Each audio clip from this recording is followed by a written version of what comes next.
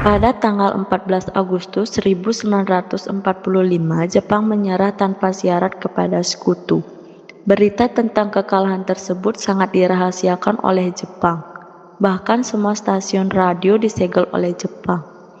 Tetapi tokoh golongan muda yakini Sultan Syahrir, Wikana, Darwis, dan Khairul Saleh mendengar kabar ini melalui radio BBC London. Received this afternoon a message from the Japanese government in reply to the message forwarded to that government by the Secretary of State on August 11th. I deem this Barusan kami mendengar berita dari radio BBC London di Bandung yang memberitakan bahwa Jepang menyerah kepada Sekutu, yang berarti Indonesia sedang terjadi kekosongan kekuasaan.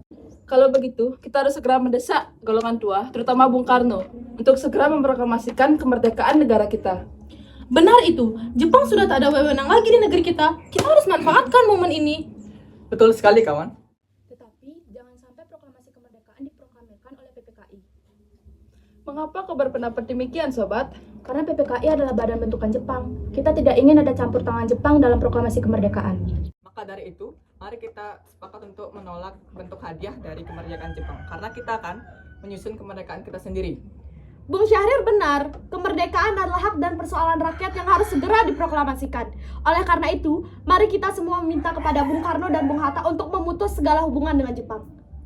Tepat sekali. Kalau begitu, Bung Wikana dan Khairul, kalian harus pergi ke kediaman Soekarno untuk menyampaikan kabar ini.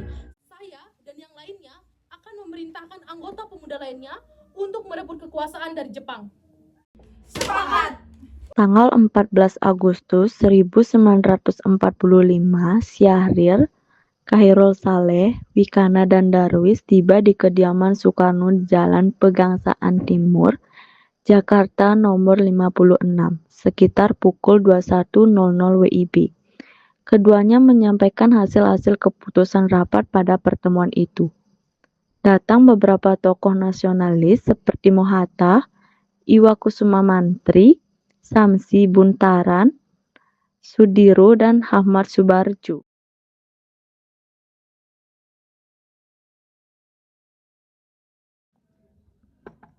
Assalamualaikum, Bung Karno. Waalaikumsalam. Silakan masuk.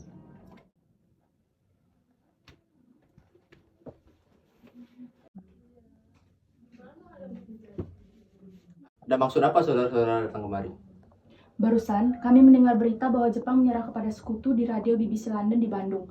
Maka dari itu, tadi siang kami para golongan pemuda mengadakan rapat dan hasilnya adalah kami semua setuju agar Bung Karno dan Bung Hatta segera menyusun kemerdekaan Indonesia. Kita tidak bisa begitu saja memproklamasikan kemerdekaan. Kita harus membicarakannya dalam rapat PPKI. Kita tidak mungkin membicarakannya dalam rapat PPKI, karena PPKI adalah bentuk dari Jepang. Sedangkan kita ingin agar kemerdekaan Indonesia adalah usaha dari rakyat Indonesia, bukan pemberian bangsa lain. Bukan begitu, seharusnya kita harus membicarakannya dalam rapat PPKI. Karena PPKI adalah badan yang bertugas untuk mempersiapkan kemerdekaan. Jadi, kita harus menunggu janji Jepang untuk memerdekakan negara kita. Kita pasti bisa, Bung. Negara kita harus bisa memerdekakan negara kita sendiri. Untuk apa menanti janji manis itu? Sedangkan Jepang sendiri sudah kalah dalam perang sucinya. Dengan kekuatan segelintir ini, mana mungkin kita mampu mengalahkan armada perang milik Jepang? Coba kau perlihatkan padaku, mana bukti kekuatan yang diperhitungkan itu? Apa tindakanmu untuk menyelamatkan wanita dan anak-anak jika ternyata terjadi pertumpahan darah? Bagaimana cara kita untuk mempertahankan kemerdekaan? Coba bayangkan, bagaimana kita akan tegak di atas kekuatan kita sendiri. Tapi, semakin cepat kita memproklamasikan kemerdekaan, maka semakin cepat pula kita akan mengakhiri penderitaan rakyat yang sudah ditanggung selama ini. Itulah yang sudah ditunggu-tunggu oleh bangsa kita, Bung. Baiklah, tapi berikan kami waktu untuk berdiri sebentar. Ya sudah, kalau begitu kami pamit undur diri. Mari, Bung. Mari. Akhirnya, karena masing-masing mempertahankan pendapatnya, keempat orang golongan muda tersebut berpamitan kepada Bung Karno. Syahrir, Wikana, Darwis, dan Saleh berpamitan dan bergegas meninggalkan kediaman Bung Karno dengan wajah kesal. Kemudian, para anggota golongan tua yang berada di kediaman Soekarno langsung membicarakan permasalahan tersebut. Assalamualaikum, Bung.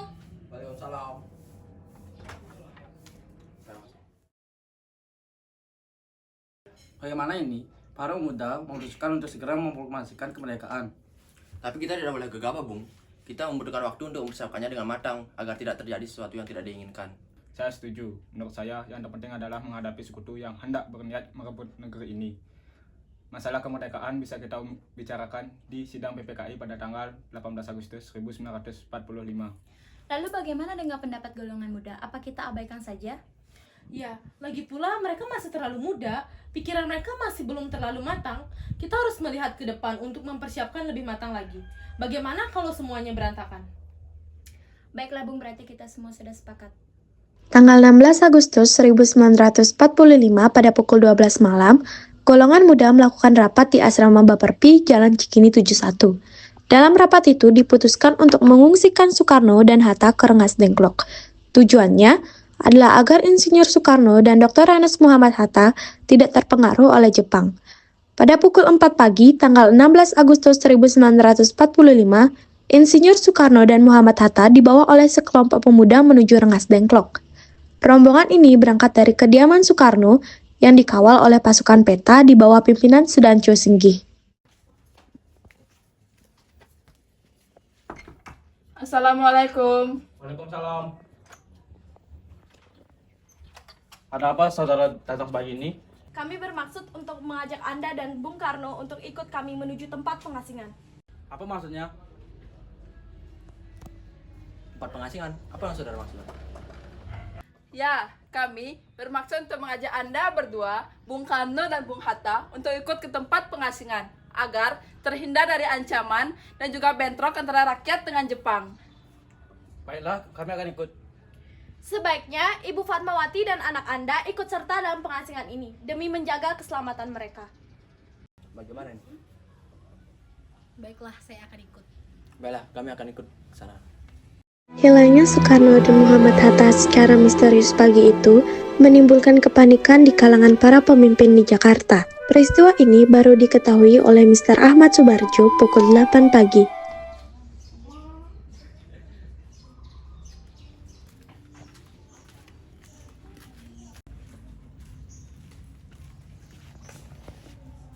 Apakah saudara tahu di mana keberadaan Bung Karno dan Bung Hatta? Maaf Bung, saya tidak tahu.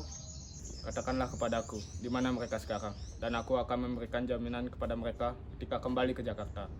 Aku juga akan memberikan jaminan bahwa proklamasi akan diumumkan pada tanggal 17 Agustus 1945. Baiklah, kami akan menunjukkan tepatnya di Rengas Dengklok. Setelah mendapat beberapa kesepakatan, pergilah Ahmad Subarjo dan Sudiro ke Rengas Dengklok. Setelah sampai di sana, Mr. Ahmad Subarjo akhirnya menjemput Insinyur Soekarno dan kawan-kawan. Selain itu, Mr. Ahmad Subarjo berhasil meyakinkan para pemuda untuk tidak berburu-buru memproklamasikan kemerdekaan. Sekitar pukul 23.00, rombongan Insinyur Soekarno sampai di Jakarta untuk sesaat pulang ke tempat masing-masing, lalu langsung menuju rumah Laksamana Maeda untuk merumuskan naskah proklamasi. Tanggal 16 Agustus 1945, pukul 23.00 WIB, rombongan tiba di Jakarta. Bagaimana kita membicarakan naskah proklamasi untuk mendeklarasikan kemerdekaan kita? Untuk membicarakan itu, kita perlu tempat, Bung, dan hari sudah beranjak malam. Pihak Jepang tidak mungkin mengizinkan kita untuk melaksanakan kegiatan ini. Apalagi yang akan kita bahas adalah tentang proklamasi kemerdekaan negara kita. Jepang pasti tidak akan setuju. Saya punya ide. Kita akan meminjam rumah perwira Jepang Laksamana Maeda. Ketika Insinyur Soekarno dan Hatta datang ke rumah Laksamana Maeda, di sana sudah menanti BM dia dan surat kabar Asia Raya, Semaun Bakri dari Jawa Kokokai, Sayuti Meli, Iwakusuma Sumantri, dan para anggota PPKI. Sementara itu, Ahmad Subarjo dan Iwakusuma Sumantri mendatangi kediaman para pemuda untuk mengajak mereka ke rumah Laksamana Maeda. Assalamualaikum. Waalaikumsalam. Silakan masuk Bapak-bapak. Tunggu dulu. Bagaimana mungkin kita merumuskan teks proklamasi di rumah Laksamana Jepang? Tenanglah, silakan masuk semua. Saya menjamin, selama berada di rumah saya, Anda sekalian akan terjamin keselamatannya. Baiklah, di ruangan mana kita dapat merumuskannya? Silakan berdiskusi di ruang tamu. Saya akan pergi beristirahat dahulu. Baiklah, terima kasih Pak Perwira.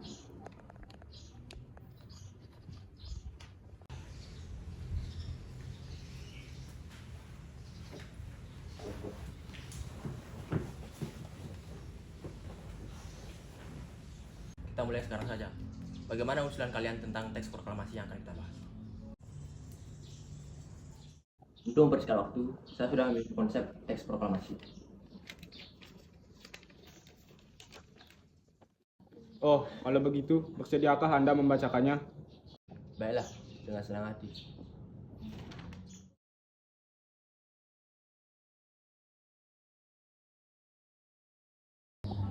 Bagaimana jika kalimat pertama dalam teks proklamasi kita ambil dari rumusan BPUPKI?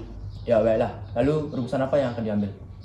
Bagian yang merupakan pernyataan bangsa Indonesia untuk menentukan nasibnya sendiri. Baiklah, dia yang bagus.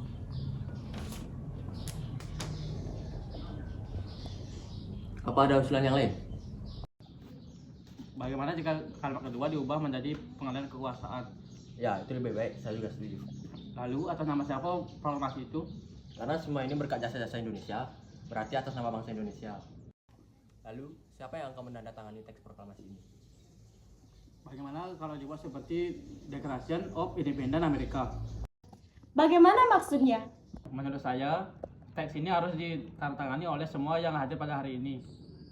Tapi saya tidak setuju dengan itu, Bung. Kenapa Anda tidak setuju? Karena PPKI itu dibentuk dan diangkat oleh Jepang. Sedangkan kita bisa merdeka karena usaha dari bangsa kita sendiri. Ya, saya sependapat dengan Anda. Lalu, siapa yang akan menandatangani teks tersebut? Bagaimana jika teks proklamasi ditandakan oleh Bung Karno dan Bung Hatta sebagai wakil dari Indonesia? Saya setuju dengan pendapat Soekarni. Baiklah, saya bersedia. Lalu bagaimana dengan Bung Hatta? Ya, dengan senang hati. Baiklah, jika Bung Hatta setuju. Bung Melik, tolong ketikkan naskahnya. Baik, Bung, dengan senang hati. Sesudah naskah teks proklamasi diterima oleh Sayuti Melik, beliau mengubah beberapa kata yang ejaannya dianggap kurang tepat.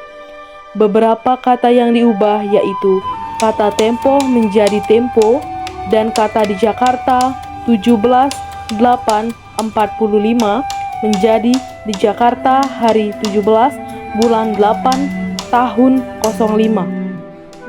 Setelah selesai diketik, hari itu juga tepatnya hari Jumat tanggal 17 Agustus 1945, pembacaan proklamasi kemerdekaan Indonesia akan dilaksanakan di lapangan Ikada. Namun, karena alasan keamanan, maka dipindah di kediaman Insinyur Soekarno, Jalan Pengusahaan Timur nomor 56 pukul 10. Para undangan dan warga Jakarta pun berbondong-bondong menuju kediaman Bung Karno tersebut.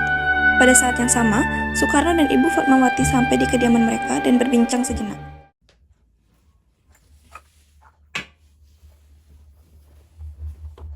Alhamdulillah, akhirnya semuanya berjalan dengan lancar. Terima kasih Ibu telah menemani saya di saat-saat yang sangat menguras pikiran ini.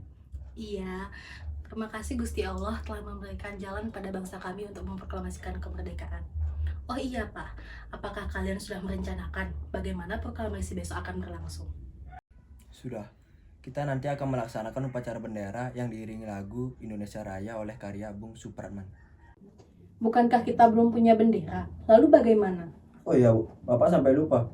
Kalau begitu bagaimana jika Ibu saja yang menjahitkannya? Tapi Ibu tidak punya kain Pak, yang ada hanya kain merah dan putih. Apa tidak apa-apa? Tentu saja, buatlah bendera yang sederhana. Yang penting kita sudah menyediakannya. Baiklah Pak, dan Ibu punya ide. Bagaimana kalau kita namakan saja benderanya Sang Saka Merah Putih? Ide yang bagus. Bendera pusaka Sang Saka, dan warnanya merah putih, menjadi Sang Saka Merah Putih. Bagus, bagus. Ya sudah, sebaiknya Bapak bersiap sana menyusun pidato yang nanti akan Bapak bacakan. Ya Ibu. Proklamasi kemerdekaan hari Jumat pada tanggal 17 Agustus 1945 pukul 10.00 WIB di Jalan Pegangsaan Timur nomor 56 dilaksanakan proklamasi kemerdekaan Indonesia sesaat sebelum upacara dimulai.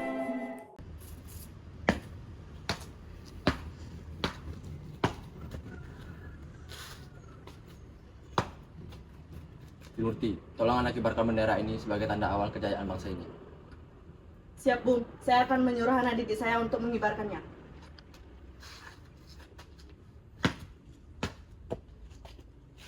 Nuhud, Latif, kemarilah.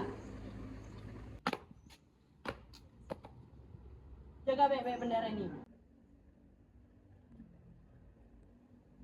kalian mendapatkan kehormatan untuk mengibarkan bendera ini pertama kali dalam sejarah bangsa Indonesia. Siap, Komandan. Kami tidak akan mengecewakan Anda. Baiklah. Suasana menjadi sangat hening. Soekarno dan Hatta dipersilahkan maju beberapa langkah dari tempatnya semula. Soekarno mendekati mikrofon dengan suaranya yang lantang dan mantap. Soekarno pun membacakan pidato pendahuluan sebelum beliau membacakan teks proklamasi. Pendapat bahwa sekaranglah datang saatnya untuk menyatakan kemerdekaan kita. Saudara-saudara, dengan ini kami menyatakan kebulatan tekad itu, dengarkanlah proklamasi. Proklamasi. Kami, bangsa Indonesia, dengan ini menyatakan kemerdekaan Indonesia. Hal-hal yang mengenai pemindahan kekuasaan dan lain-lain diselenggarakan dengan cara saksama dan dalam tempo yang sesingkat-singkatnya. Jakarta, 17 Agustus 1945, atas nama bangsa Indonesia, Soekarno, Hatta.